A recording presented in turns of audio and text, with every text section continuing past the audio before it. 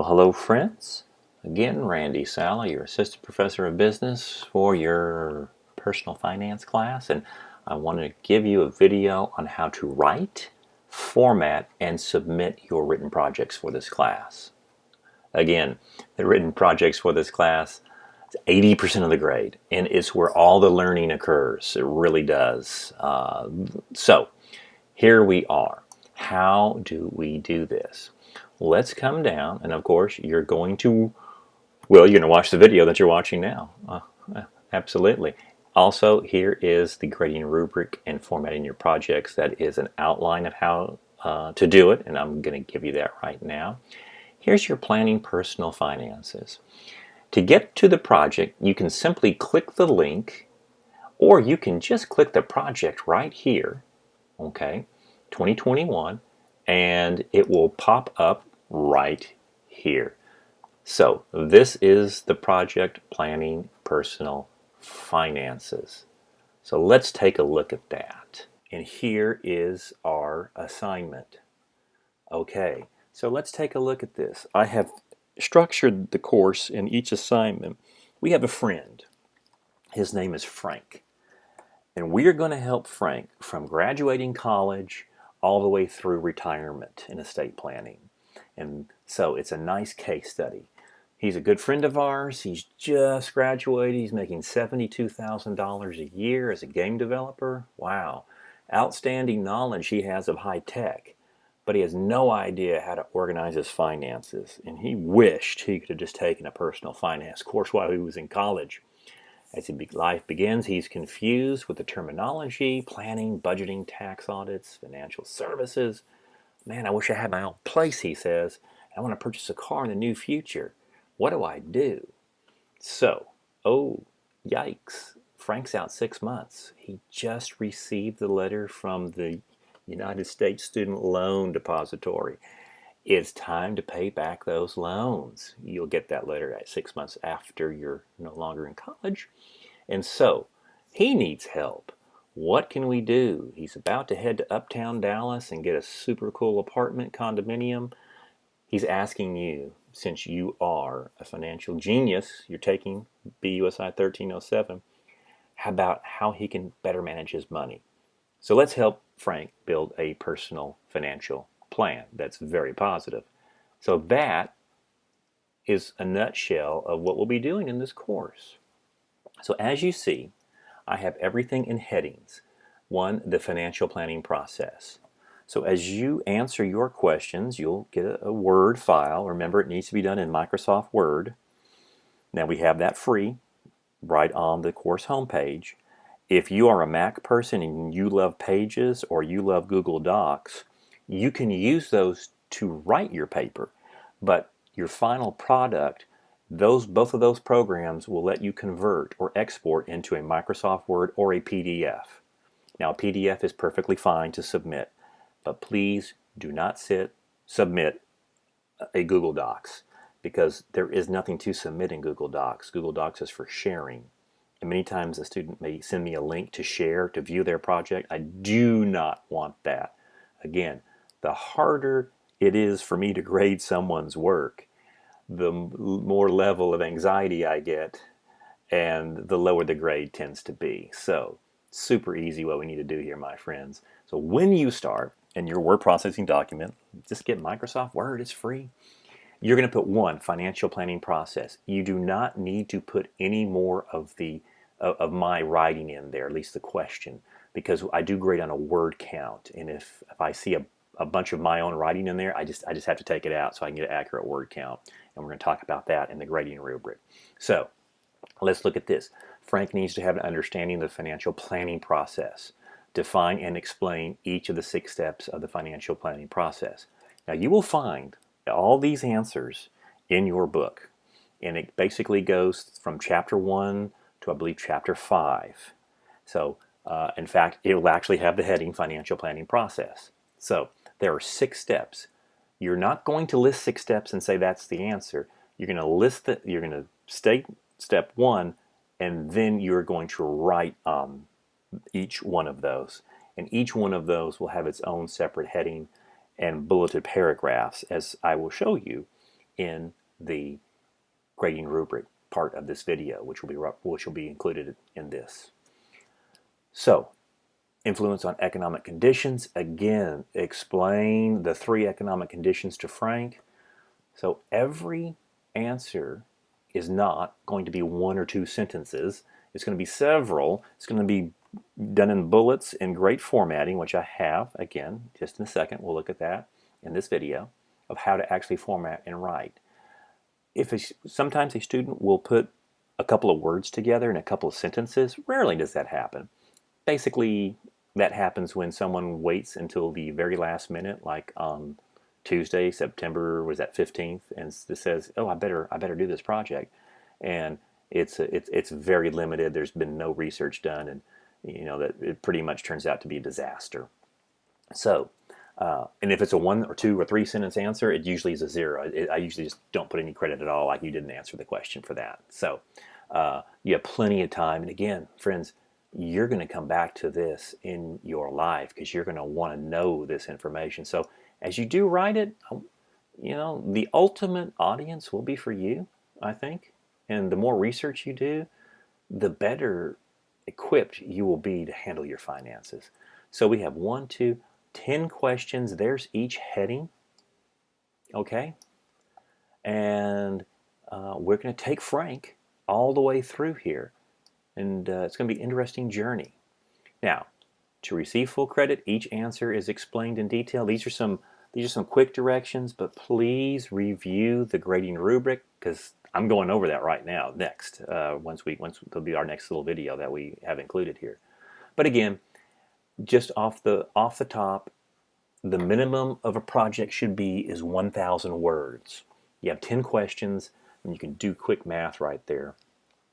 1,000 words, 100 words a question, and you've at least done the minimum. That's not an A, but it will get you a decent grade, okay? And again, these are some of the requirements that I'm going to go over, and we're going to look at that right now as we hit our grading rubric. Again, print that out because this is how to optimize your grade in here. And again, the tip is if you can answer 3 of these questions a week, that's not hard, friends. Again, we're not driving to class, thank God. We're not in class, thank God. So if you did an hour a day, you're going to do well. If you wait to the last minute, again, it is Dante's 5th circle of hell, which is anger, because we become very frustrated that we wish we could have just put some little more time into this. So do a little bit each day, 3 a week. You've got this nailed by the end. Again, always check your course organizer due dates. So let's now go ahead and look at that grading rubric. So here we are at the grading rubric, and this is an example of how to format your projects as well. So here we go. A little help right in here. I've probably said it before, but the management and business and finance advisory committee meetings that I serve on and other committees throughout the community, we always ask the question, how are graduates in general from all colleges succeeding in their first jobs? And the responses are tech skills are very good, but the soft skills need a lot of work. And the number one item that they tend to focus on is writing and communicating. And so from emails to reports to memorandums to dealing with customers. So a big part of these papers are to get you to write in a business formatting. Now, this may be new to some of us. Unfortunately, our English composition courses teach traditional, very long essays that are double-spaced, and they look like almost a giant just block of text. But in business writing, we're going to do something different. We're going to use a lot of bulleted paragraphs. So here we go on completing our projects. Include a title page. Every project that you submit should have a title page that includes the title of your work, Project 1, Project 2, Project 3, etc., and include your name. Okay? Next, we go into our, our formatting of each question. Now, I have given you the headings already on your assignment, so use that heading. You do not need to retype the question. As I've mentioned before, I will just take that out of the word count, any repetition of what I've already written. You just need the number and the heading.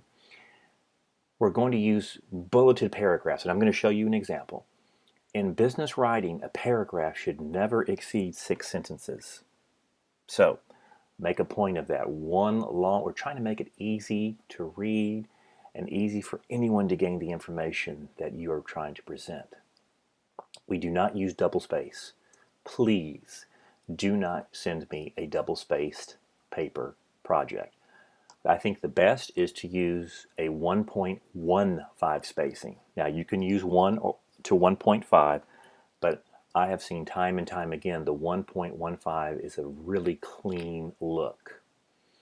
The font for your body text should be no bigger than a 12-point font, 11 or 12 point, and it should be basically Times Roman, Calipre, it could be Gill Sans, but some of the fonts get really big, and the bigger you put your fonts in anything that you do, that you write, the harder it gets to read. The headings should be only 14 to 16 points.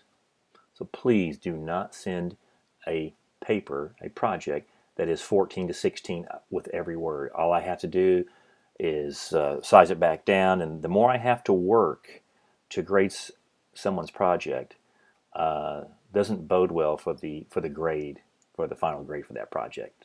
I think you understand what I'm saying there. So make sure every page you have, like right there, is numbered. Grammar and syntax. Just because it's a business course doesn't mean that we shouldn't use good grammar and good syntax. Just what I've said for our advisory committee meetings. All projects should be written with the utmost professionalism, proper grammar, punctuation, and spelling. Remember, your audience for the look and the style of your projects should be for a executive vice president, president of marketing, operations, communication, finance, could be to a venture capitalist. Again, are you proud of the work that you are submitting? Do you believe it's going to be taken seriously? Do you believe that someone's going to read it and excuse me, fund your project? Or this could be the actual last process, the last step of the interview process for the job that you want. Treat it in that manner. Citing your sources. Friends, the book is a source. It's a great source. Yes, that must be cited as well. Now, these projects should be in your own words. So you'll take the information from the book. You'll take the information from any online source. Pardon me again. And then you rewrite it in your own words, and then you'll cite it. So make sure that you are not retweeting anything, and that is a direct copy and paste from the internet.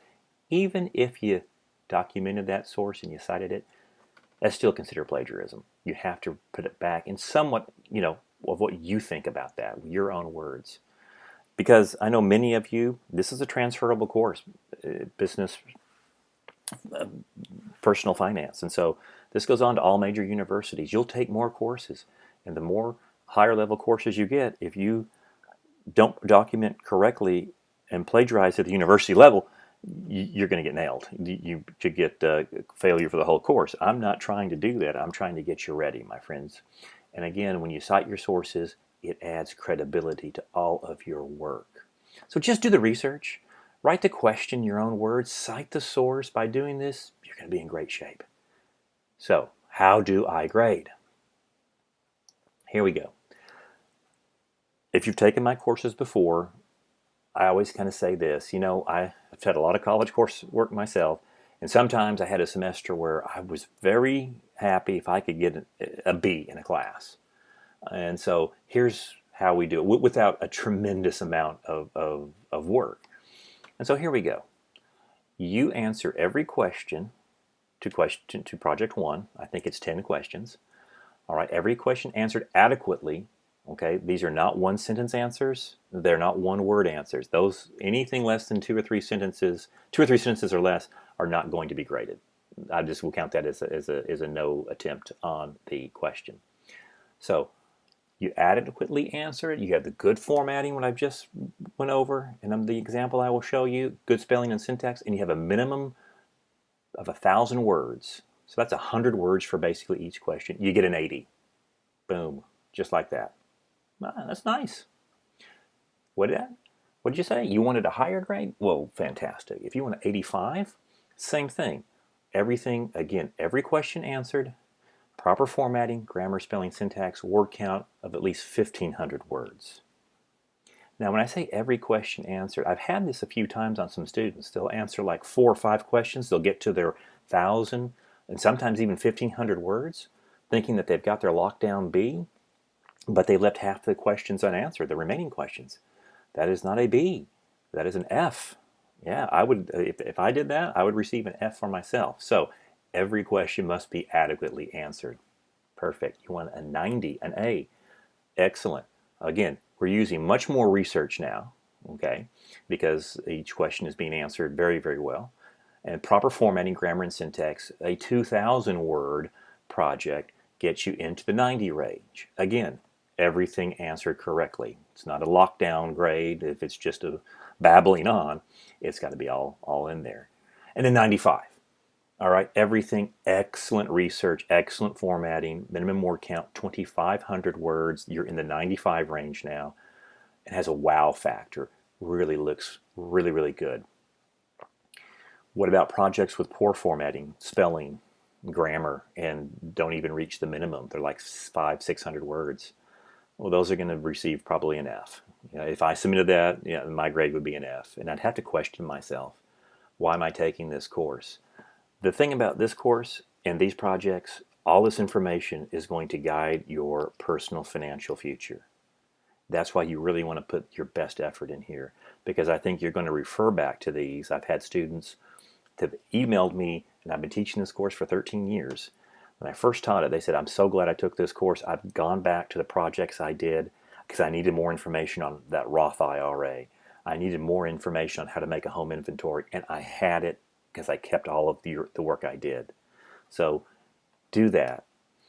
Anything that's not that well, my friends, they should have never been submitted in the first place because they're never going to be reviewed in the business world. Now, we do have campus centers, writing centers on every campus. Again, get someone to proofread your work. If that's needs necessary, it's always good to have a different set of eyes. And you can email in to our campus learning center, which has a writing center, and they'll be happy to look at your work. But you cannot do that a day or two before it's due. You're going to have to work early and then put that in there a week or so before, because they're going to be backlogged. So here is a formatting idea. Here's an example. Project 1, prepared for me, Randy Saleh, Assistant Professor of Business, prepared by Carl Spackler. So there's your title page. I redacted this project very hard to get you one answer, just to see what an outstanding answer looks like. So, daily functions of a manager. This is taken from my Business Principles course. There's how they started off. This is a quick definition. And these are the 4 functions. Each function has its own heading, and each sub part of this answer has its own bullet. And that, just looking at that, it's very appeasing to the eyes. And if you are a business leader, when you are, and someone puts a project on your desk to, is this going to get funded, you can look and see the answers very clearly before you. So there's planning, there's organizing. Again, see how we have made that to where there's small paragraphs that literally are bulleted. And then we go into the directing and leading and controlling. That was just one question. And there's your works cited. Now, I redacted this. Now, this was a student. I've had many students to write 3,000 to 5,000 words on their projects. I am not saying you need to do that. I'm just saying students have done that before. And so their works cited was pretty big. They had literally about 13 or 14 sources right in here. The book must be sourced, cited. You see, after every paragraph, and this is the way to always cite your work. After every paragraph, you just say where you got that from. This is APA style. It's very easy. Psychology Today, Leadership 2018, okay? And because that was more of a journal, and then your book, what page you got it from. Super easy, my friends. and again, protects your work. When you do submit your work, it will go through Safe Assign, because that is a requirement of all online courses to have some sort of validity that the student did their own work. And if it comes back with a 50% or higher match, you need to rewrite some of your work. That means it's equal to too many different sources in the online world, or it could be a classmate. So I take it with a jaundiced eye, because in English classes, anything over 10% I think would receive a failing grade in a rewrite. I'm just going to ask you to rewrite some of those to make it less than 50% on your Safe Assign search. That automatically happens when you submit your project. There we go. All right, keeping it simple. I hope this helps. Not only that, I believe you're going to reference this work. For those of you who really are going to take this class seriously, you're going to reference this later in life as you move through your financial future, and you're going to have great careers. And this will give you an idea of what the business community is asking for, and how to write your reports, and how to submit things. Now, I've had some students, again, been teaching for a while, that say, I've been in the business world for 20 years. I never had to write like this. And my answer is, congratulations. Sounds like you've had a good career so far. I congratulate you. What you had to do and what we are doing in this course may be different. And so this is what we're going to do in this course. So again, I hope this has been helpful. I think it has been. I think you now know, what your project should look like, the formatting of it, and the grading style of this course. Looking forward to that work that you're going to submit. All right, my friends, so here we are.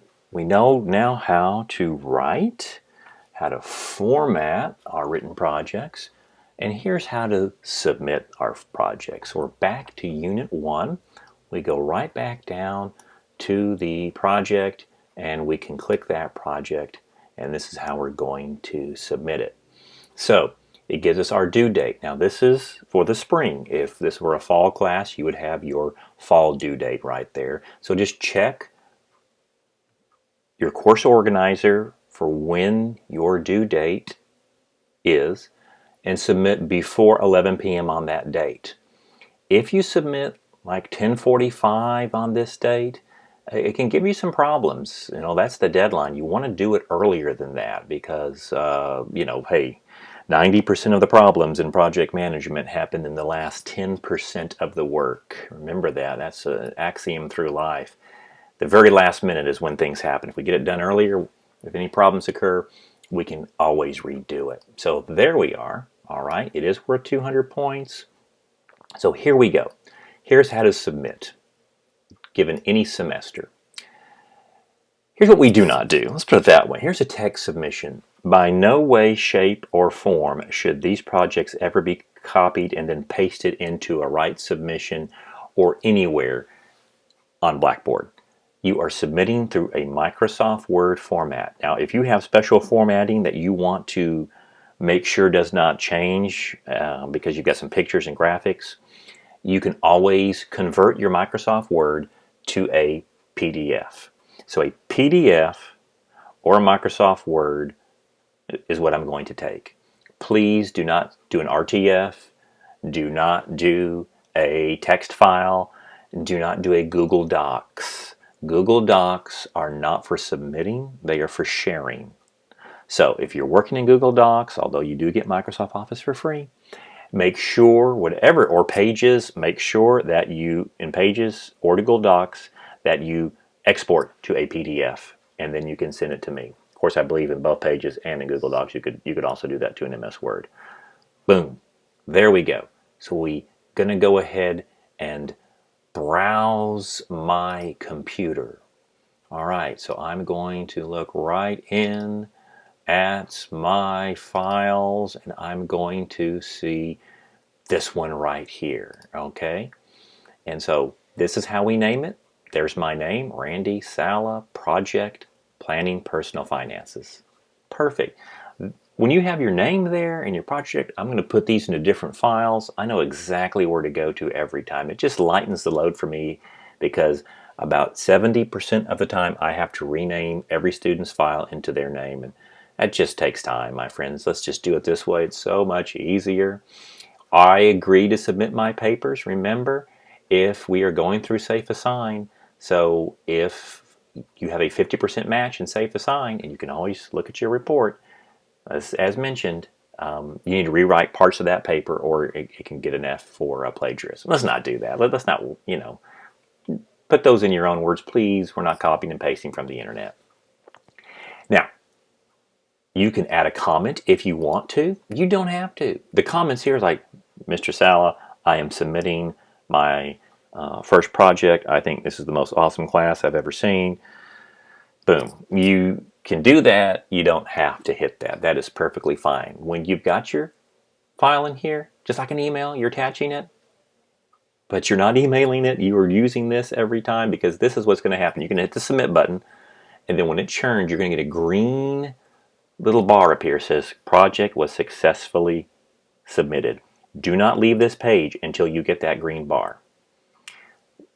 Now, for practical purposes, I cannot do that because I am the instructor of the course, and it will not let me upload to any file to myself. It would get a red bar and said error, and I don't want to get you any error messages. Yours would be green. Sometimes students will submit it, and then they'll try to X out of the program too fast, and it just didn't get enough time to grab it. So make sure it has that green button, a banner, successfully submitted. What if you submit and then you go, oh my gosh, I submitted the wrong file. I can't believe that. That's okay. I mean, it's carpentry. When I say carpentry, let's measure 3 times and cut once. Okay, let's verify we have the right file. Sometimes it happens. You can do the same thing over again. You do have unlimited submissions.